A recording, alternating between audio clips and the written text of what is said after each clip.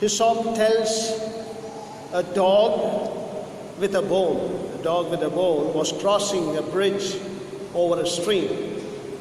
And he looks at this reflection in the stream and he decides that the second dog there had a bigger bone. He goes for the bone. But as he tries to go for the bone, he loses this very bone that was in his mouth down bottom into the stream. Now he has no bone. The tenants today, my dear brothers and sisters, in the parable are similar. Because of greed, they lost the important part and therefore they become nothing. They become absolutely nothing with themselves. Well, shall we call this parable infidel tenants? Or shall we call them as greedy tenants? Or shall we call them as avaricious tenants? I think all suits them. If you remember last Sunday's parable and today's parable and the next Sunday's parable, all these three parables are known as melancholy parables. They are called as melancholy parables because Jesus is heading towards Jerusalem. In other words, very few hours left for his death. And therefore, all these sad parables are a kind of warning to the high priest, the people around, and those who were mocking at him and those who were looking at his end. And that is the reason why these three melancholy parables are very, very important for each and every one of us. Today's parable is about the vineyard. The vineyard refers to the people of Israel in the Old Testament. And therefore, we find that the owner of the vineyard is God. And if God is the owner, the farmers are the rulers. And if farmers are rulers, the priests who are there are the ones who run the country. The servants or the slaves that we hear in today's gospel reading are the prophets down the centuries, as we see in the Old Testament.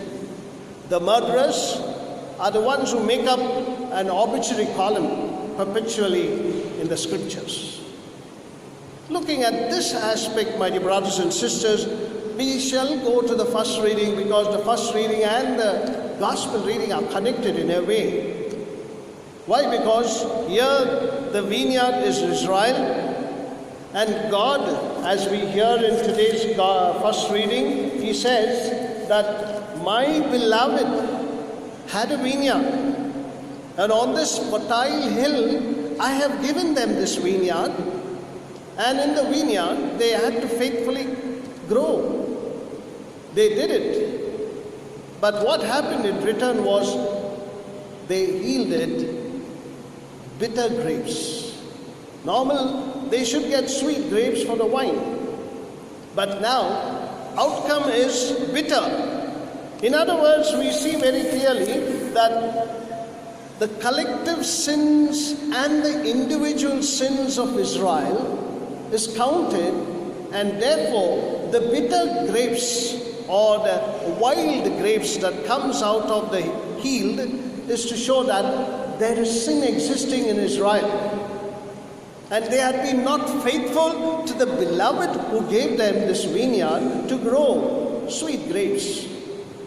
Now, when this happens, Yahweh says, I will remove your fences. I'll devour your entire vineyard. I will destroy. In other words, he says, I will cause ruin to you. And that looks really terrible. But look at Yahweh. Yahweh, he allows Israel only to feel the consequence of sin. This is important for each and every one of us. Every time when we fall into sin, as human as we are, we fall into sin. God, in a way, makes you only feel the consequence of sin. Don't just imagine that he's going to destroy you, he's going to ruin you, he's going to totally remove you out of the church. No. He is here to only make you feel the consequences, so that you are aware. That is why in today's parable we see in the gospel that he says, what will I do? What will the owner of the vineyard do? Definitely we see the owner of the vineyard will put those tenants to death and give the vineyard to the ones who can give the produce in due season. Why does he do this? Warn them is because to get them to feel the consequence of sin.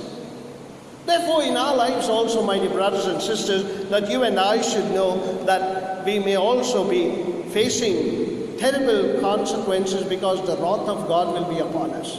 But remember, the merciful God, a loving God, who only makes you feel the consequence of sin. In other words, you and I should become a better son. That is what we go back to the first parable, that is last Sunday's parable. We had the parable, the two sons.